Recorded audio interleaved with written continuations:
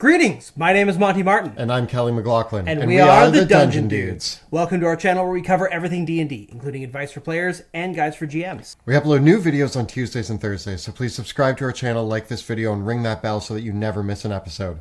Today we are diving in and looking at the latest meaty playtest packet for the new revisions to the Player's Handbook for D&D 5e coming in 2024. This packet... Previously, we discussed the weapon masteries, and now we're going to dive into looking at the Barbarian and the Fighter. Speaking of meaty, let's look at the meatheads of D&D. Barbarians and Fighters are our two biggest martial classes, I'd say, in the game, and we get some revisions on them in this playtest document. As always, the stuff that we're going over in these playtest documents are just that. They are playtest, and therefore some of the revisions that we're looking at are subject to change. We've even seen revisions in earlier drafts get completely undone or redone or refinagled in newer packets. So we're going to look at the Barbarian and the Fighter and talk about our thoughts on these changes. So the Barbarian is a well-loved class. I believe that it's one of the best classes for new players because Barbarians just get to rage. They just get to... It's a perfect place to let out all that anger after a hard day at work, just, knocking the skulls off zombies and thrashing a couple dragons and wrestling with some ogres. And so, overall, looking at all the changes that have come to the Barbarian, a light touch has been provided here to the big angry warrior. One that I think is one of the first times where I'm like, I have no complaints. I like everything that's been changed here. What do you... Yeah? This is the poster child now for me of what I hope everything looks like in this new version of D&D. Let me add a caveat to that. This is what the poster child for a light revision looks like. And so if you were hoping for big changes to the Barbarian and a real reimagining, this is going to disappoint you. But if you were just hoping to take the class that you love, that you enjoy the playstyle of, and fix the things that were not working well, and tune up everything about the class as it is, but overall preserve the playstyle, preserve everything, this is delivered on this. And in that respect, this is probably the biggest instance of achieving that we've seen in all the playtest packets to date. I think that every playtest packet that we've looked at so far, we've seen something we've been like, ooh, I like this, but I don't like this. With the Barbarian, I already liked the Barbarian, but I had a few minor gripes with the way that they've been in 5th edition. This packet, in the way that it lightly touches those areas, it basically points to the things that I was like, man, I wish the Barbarian was a little bit better here. I wish that it didn't have this. And they said, okay. Yep. So the first thing is that we're going to get 2 weapon mastery choices for our Barbarians right away at 1st level. We dove deeply into those weapon masteries in our previous video. Check that out up over here. So what this means is that as a Barbarian, you can choose 2 of the weapons that you're proficient in, and you unlock the mastery property that applies when you attack with those weapons. So if you are being the traditional great axe wielding Barbarian, you can choose the great axe, and your great axe now has the cleave weapon mastery, which means that with every hit you make, if there's someone within 5 feet of them, you also get to roll your weapon damage against them, which, as we talked about in that, if you're raging, even though you don't add your strength modifier to that, I think you add your rage bonus damage to that roll. So basically a raging Barbarian right at 1st level, making their big first great axe attack for, 1d12 plus 6 damage. The second one is 1d12 plus 2. You're going to wreck all the goblins with that. I also am particularly excited about my vision of a pirate Barbarian who wields dual scimitars. That's one that I've had in my mind. Yeah. And now with the Nick property, it means that instead of giving up my bonus action, I can just attack twice with my scimitars. So a lot of options there with the weapon masteries paired with the Barbarian. Love it. Even with Barbarians wielding a shield and a weapon, there's some options there. Ironically, because the Barbarian already gets reckless attack, unlocking advantage for them really easily, you're not terribly incentivized to use the topple or the Vex weapon properties, which are generally found on weapons that might not be your first pick as Barbarian anyways, because Vex weapons tend to be ranged weapons, but there's still the short sword and there's still the rapier in there. So if you wanted to play a Barbarian with a rapier that didn't grant advantage to everyone attacking you when you recklessly attack, there's that. But although topple is fun for helping your allies out. I was going to say, Yeah. topple is kind of the team building exercise. Yeah. You knock them down, the rest of your allies destroy them. Also, the idea of using a Barbarian with a great club is pretty iconic, and pushing your enemies around is a pretty good feeling with that Barbarian. Yeah, so this goes back to weapon mastery actually makes choosing weapons more fun. Yeah. And the Barbarian gets 2 weapon masteries, so pick and choose to flavor your Barbarian the way that you want them to perform in combat. We also have some slight improvements to Rage. Rage generally works somewhat the same, but now lasts 10 minutes. Up to 10 minutes. Up to 10 minutes. And you can sustain it with a bonus action. Yeah. So it makes it easier to remain in your rage, because previously you either had to attack, deal damage, or take damage. It's basically now you either attack somebody, or fortunately you've got your bonus action and you just keep the rage going. And because of this, you can actually maintain your rage for up to 10 minutes even outside of combat. And that's going to be important when we come to a brand new feature that you gain for being a Barbarian. Primal Knowledge allows you, while you're raging, to use your strength modifier in place of the regular modifier for skills such as acrobatics, intimidation, perception, stealth, and survival. So all of these are now using your strength and your anger to perform. Yes, and thus they become strength checks as well, which has some interesting implications. You get really, really angry. So angry, you're doing backflips. You can see the world through the lens of anger. Patented angry vision. Squints angrily. I have all these visuals for, like, Barbarian, what do your rage eyes see? Squints angrily into the distance. Or like for survival, it's like, we need to forage. Where will we find food? And the Barbarian punches a tree and like apples fall. I could have some fun with that. It's weird to think about. Like, we don't need to apply the fact that rage is full on anger all the time, although that's always how I imagined it. Yeah. I'm making fun of the ability, but I do think that this is necessary, needed improvements for the Barbarian. Okay, can I just say though, I wonder about the implications of this, because now with rage, while you're raging, you're now able to use strength for a whole bunch of ability checks, including stealth and acrobatics, and perception.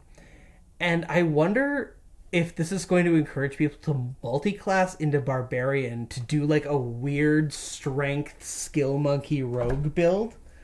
Like, imagine getting expertise in some of these skills by multi-classing. And then having like really huge strength-based skill modifiers. That's we'll see what multi-classing brings out here, but this is Barbarians. One of my biggest problems with them is that besides raging and smashing, when it came to out-of-combat stuff, yes, you could build a Barbarian to do out-of-combat stuff, but it wasn't inherently built into their class. Now it is. Now, also, a few features have been moved around. And what's notable with this is that Indomitable Might, which was previously a very high-level feature, has been bumped down to 9th level. Indomitable Might means that when you roll a strength check while you're raging, if the check result is less than your strength score, you use your strength score as the result instead. This combos with Primal Knowledge, and it basically means that if you're a 9th level Barbarian with 20 strength, which is pretty normal, not unreasonable at all, and you're raging, the lowest you can get on your athletics, acrobatics, intimidation, stealth, survival, and perception checks is a 20. So Barbarians have not only seen a mild improvement in their out-of-combat capabilities, but I would say this is a major improvement. Now, Yeah, as long as you get angry, Now, this is all limited by the amount of rages you get. Now, at 9th level, you're going to have 4 rages. Yeah. But depending on how your DM's running the game, how many short rests are you getting? How many long rests are you getting? How many combats are you facing? You still have to choose to use one of your rages. But this is really impactful on these skills, because even if you were proficient in all of these skills and you had a regular modifier, a 9th level character that is proficient in a skill that they've maxed out has a +9 bonus. And what's interesting about this is that Primal Knowledge combined with Indomitable Might actually doesn't care what your regular bonus is. Because, for example, let's say that your character was not proficient in Perception and had a Wisdom score of 10. This means that the only chance that you're going to have to roll a 20 on Perception is if you roll a nat 20. So now, if you're raging with this feature, even if you're not proficient in Perception and have no Wisdom, you're just always nailing a 20 on Perception checks. Always. Yeah. If you had no Dexterity and no proficiency in Stealth and Acrobatics, you're always nailing 20 in those. And that's just a thing that you get for being a Barbarian. So it actually means that if you're not raging, it's almost in a weird way, it's better to not be proficient in these skills. Because even if you were proficient, the chances that you're going to roll higher than your 20 strength score, it's less than 50%. Now, if you had expertise, maybe you could say there's a 50% chance you'll roll better. But, like, nailing a DC 20 automatically is really good. I just love the fact that, like, the Barbarian has a tendency, in my experience when they've been at our tables, every time the party was doing a stealth mission, the Barbarian dragged it down.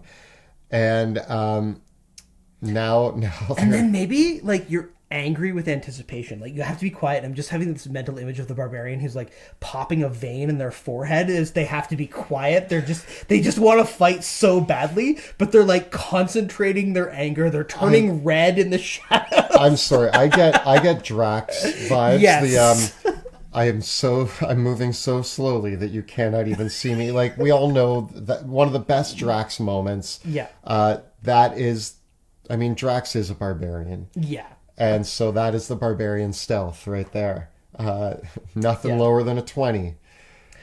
Incidentally, the Barbarian had that high level feature where they got a +4 bonus to strength. So they could end up with a strength of 24 at high levels. That's actually been nerfed slightly. So 22 is where it caps out.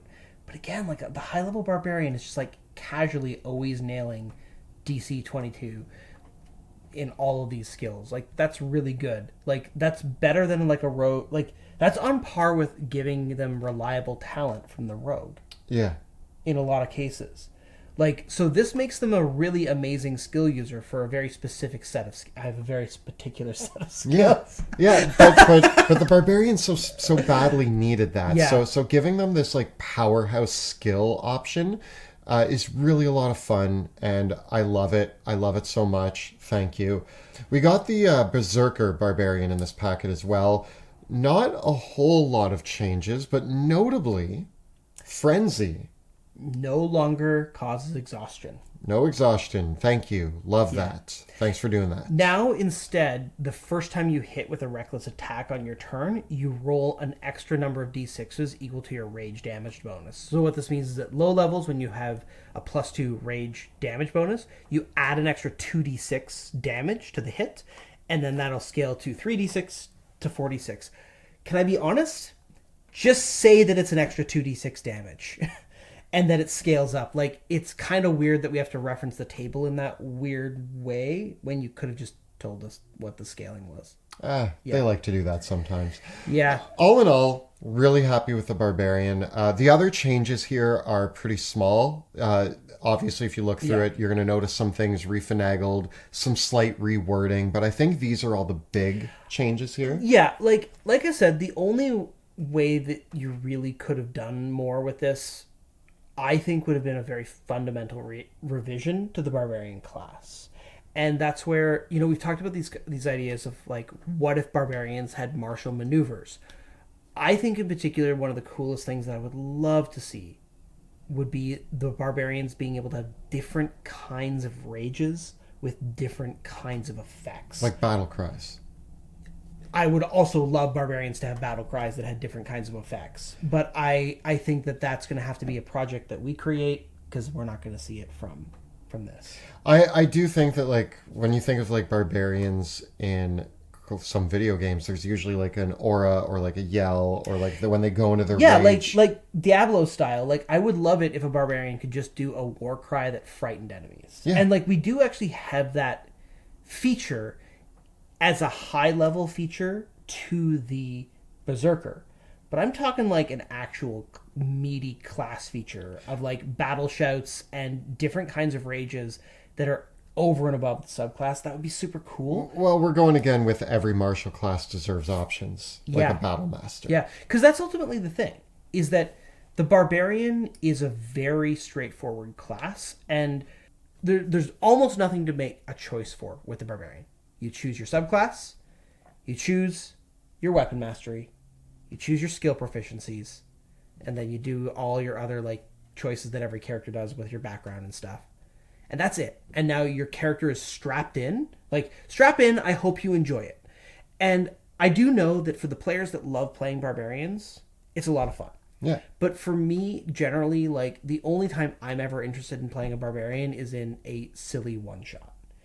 And I remember very much, I had a Barbarian in 4th edition that the 4th edition Barbarian was super cool. I really enjoyed it. And it had maneuvers and moves and stuff like that. And whenever I look at the Barbarian overall, I'm just like, it's such a... There's no options. Yeah. And the dearth of options really means that it's a wonderful class for our friends like Elderbroom and people that just want to hit stuff with their axe.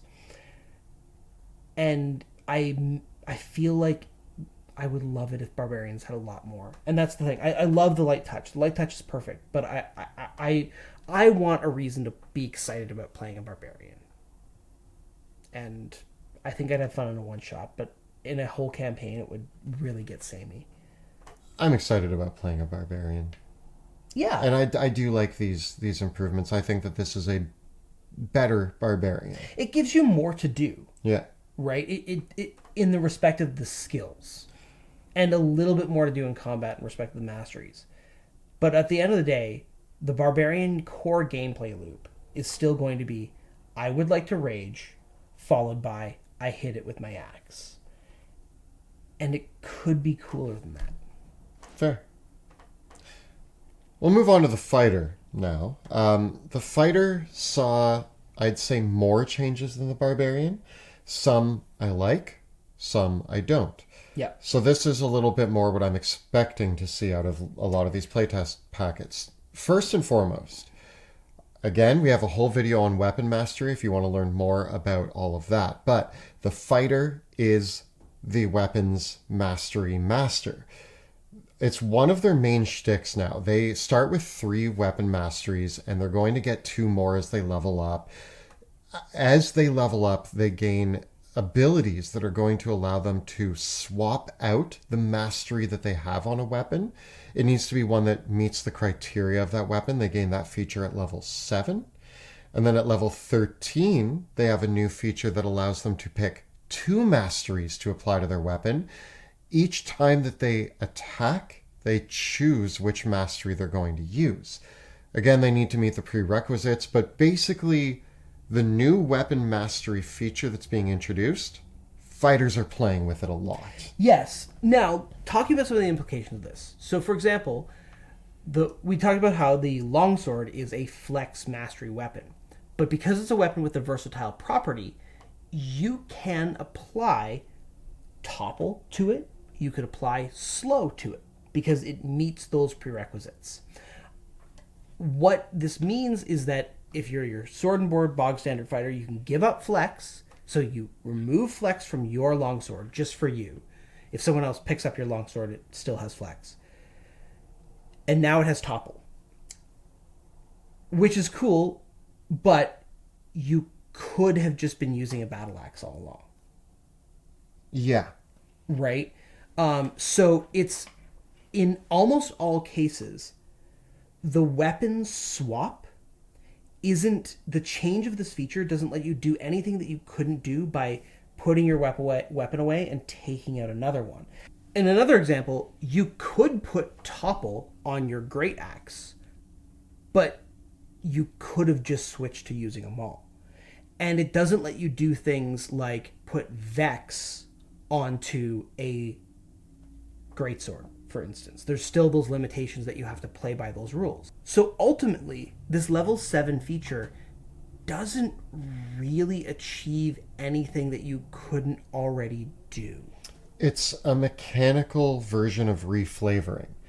It's saying I could take the maul, but I wanted to use this weapon for the way that I picture my character. And that's fine, but it's not really an ability. It's just reflavoring. Yeah, maybe there is a combo that we're missing here. Like, certainly the sap property has no other requirements, so it does let you put sap onto a better weapon other than a Morning Star or a maul, and slow also has no prerequisites, so you can put slow onto a wide variety of weapons.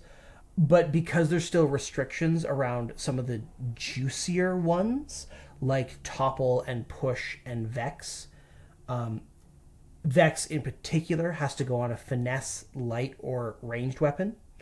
So I guess you could put Vex on a longbow here. Yeah. Which is just like a minor upgrade over the short bow.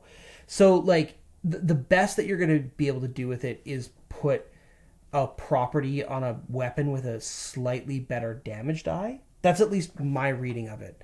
Again, if you found another combo here, let me know in the comments below, because I'm curious to see what they are. But I'm struggling to find one. I almost feel like in our weapon mastery video, I talked about how it might be cooler to just have the prerequisites and let you kind of strap on whatever mastery you could. You pick up the longsword and you can pick a mastery. Yeah. And if we did that, then this feature wouldn't be needed. What I would rather see is actually at 7th level, you can pick 2 masteries for your weapon.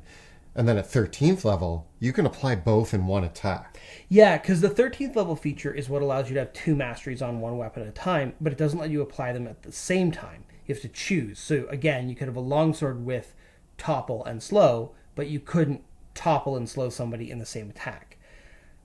Let's blow the doors off it. The 13th level feature could let you do that. I think it would be fine if it did. I would play test it with it to see how strong it was. But like, we could already in theory have a battle master that applied double effects on these things already. So I don't know. It was something when I heard about it, I was excited. But in its actual implementation here, it feels kind of lacking. Second Wind has seen, I don't know if I want to call it an upgrade. I'm going to call it a side grade. Second Wind you can now use more times, but your Second Wind feature comes back on a long rest. And I'm wondering if in the long run, this is just going to come out in the wash and you basically get the same amount of Second Winds that you had before. I think it kind of does, and it devalues the short rest. And this is kind of notable in the respect that Action Surge has not been given initial uses. Action Surge still comes back on a short rest. And really, fighters were short resting to get Action Surge back. They were short resting to get maneuvers back. So I think that for some fighters, it might result in, at least initially it's a wash. Maybe it's more, maybe it's less. I don't know. Fighters are already deeply tied to short rests. So I would have rather it been multiple uses between short rests. I do like that we get multiple uses. It feels freer to use that way. Tying it to a long rest is basically, it's like they took 2 steps forward, 1 step back, which is still a step forward. So I do like Second Wind. When we do talk about Action Surge, though. Action Surge Extra Action can now only be used for dash, disengage, dodge, or attack. Pros and cons. Okay, my pro, Action Surge is still here. It's still great. And really, I was mostly going to use it for those anyway. Mostly. My other pro is that this stops the silliness of multiclassing. Multiclassing can get out of hand in 5th edition D&D. One of the major out-of-hand ways that multiclassing is used is why doesn't everybody take a dip in 2 levels of fighter to get action surge? Especially spellcasters who can now use action surge to cast 2 different spells in a single turn. So that really clamps down on that. Yes. Substantially. Good, great, love it. Let's stop the silliness of multiclassing that is currently existent in D&D. But my con is that so many times at my table, at our table with Joe, we've seen action surge used to do some really amazing stuff at the table that involves interacting with the environment. Yeah. The fighter needs to pull a lever, hold open a door, do something, but they also need to do another thing. And some of the greatest stunts have been pulled off using action surge, and we've just taken that away from them. The other place that it really comes into play with is I think of all the times that Joe has done something like moved, dashed, action surged to give someone a potion. So in restricting action surge, it really cuts off the single class fighter's ability to do something really creative by having 2 actions that they can do anything with. And yes, you could like the one example of you could action surge to dash and still feed the potion, and maybe you could you can use your normal action and find ways around it. But I still like the flexibility of it, and I'm disappointed that this honestly, if you said that the extra action cannot be used to cast a spell, I think you're there. You might be there, except for Eldritch Knights who are going to cry.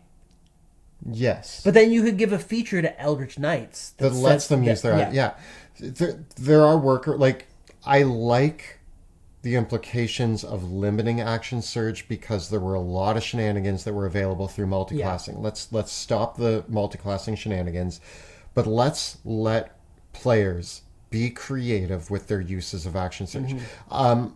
A lot of times in these playtest packets, the things that I'm the least happy about are the things that limit player creativity, because player creativity is my favorite thing to see at my table. And I get what we're doing with action surge, but I hate that we're limiting player creativity in the fact that there was just so many weird interactions that we can't even think of because they just happen in the moment at the table that involve needing to do more than one thing, requiring an action surge, and you just pulled off the thing that saves the day. Yeah. Other than that, a couple features got moved around when you get them in levels. You get your 3rd attack at 18th level instead of 20th. I kind of feel like it should come at 17th to pair when casters get their 9th level spell slot, though. You also get Indomitable kind of changes in the respect that you can now, at high levels, use Second Wind instead of Indomitable to trigger Indomitable and still get the healing. Notably with Indomitable, the new trait in Indomitable is that the reroll, you add your fighter level to the reroll as a bonus. So I just think that this is an argument to just make Invulnerable like legendary resistance or just snap out of it. In the Book of Nine Swords in 3rd edition, there was an ability called Ironheart Surge.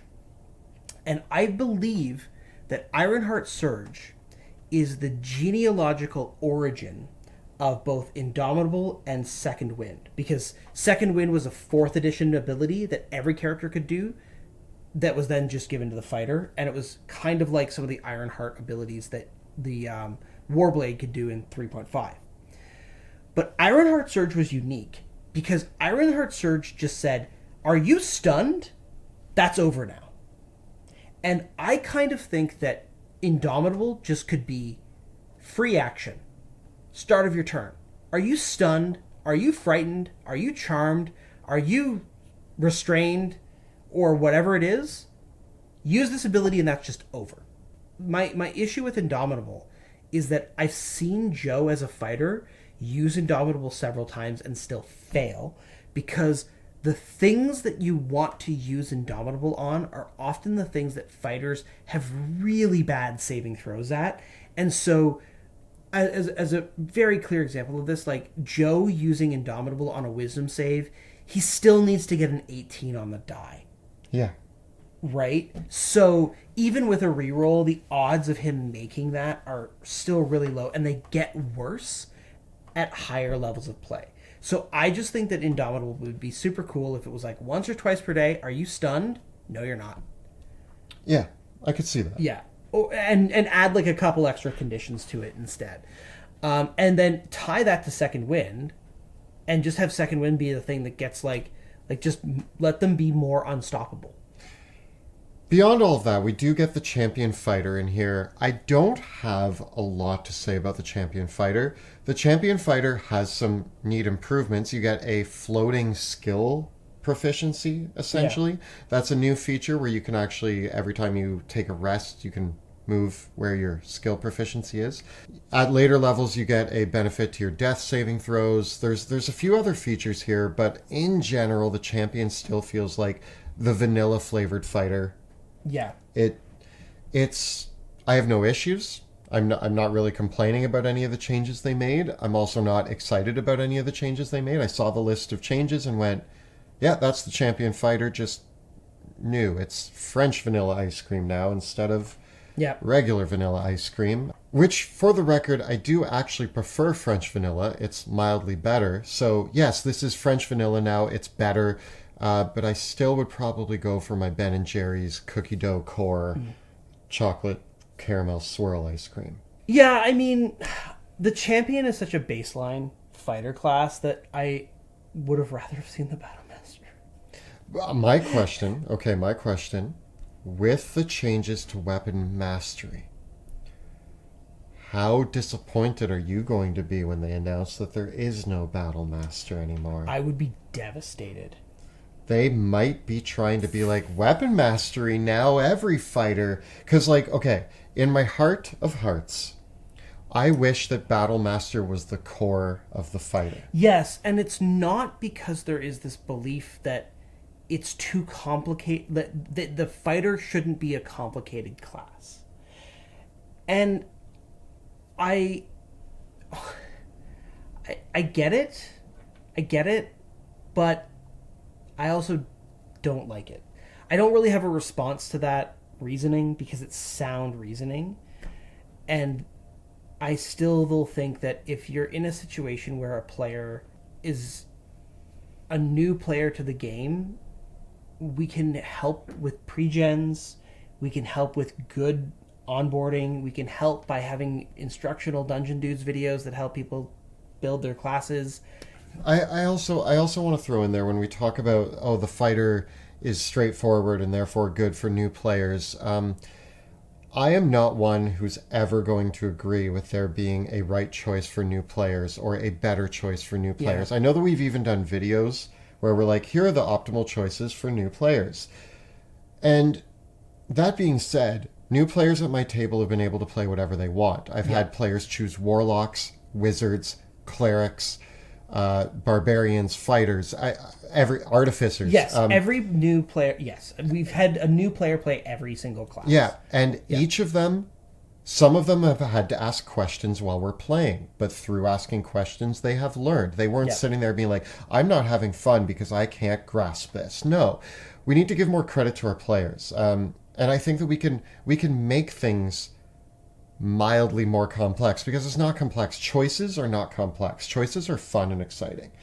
And when we play a spellcaster, I love the choices. When I was brand new to D&D, I tried a rogue for 3 sessions.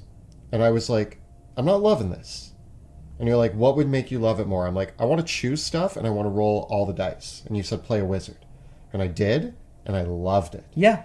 I fell in love with D&D by playing a wizard and realized that my favorite thing is the Swiss Army knife options of being a spellcaster.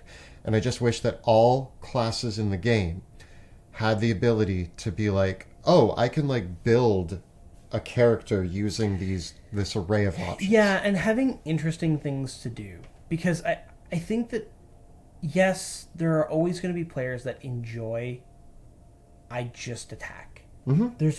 And that's a perfectly valid way to play. I don't know if the game needs an entire class that is just I attack. At the end of the day, like, if these are what we have for the next edition of D&D, like, we still have subclasses to gussy everything up, And like that's the whole thing about it, is that we have the subclass mechanics, we have variant rules, and we can build new classes for 5th edition that build on top of it. I think the fighter and the barbarian have very iconic places, and I think ultimately the challenge is that the fighter and the barbarian will, the fighter in particular, the fighter is going to be held up as the baseline by which everything else is measured, right? And so if the fighter is not strong, then anytime you want to introduce a mechanic or a class feature or anything to the game that is stronger than what fighters can do, that will be considered overpowered, even if you're introducing something to the game that is weaker than what spellcasters can do. But because it's better than what fighters can do, it's OP. I do feel like we could go off on all of our hopes and dreams for what D&D will become. In terms of this packet, I think that this glimpse into what they're working on, Barbarian, checkmark, you have my approval. Fighter, it's fine. It's fine. It's fine. It's fine. Weapon mastery's neat. It's fine.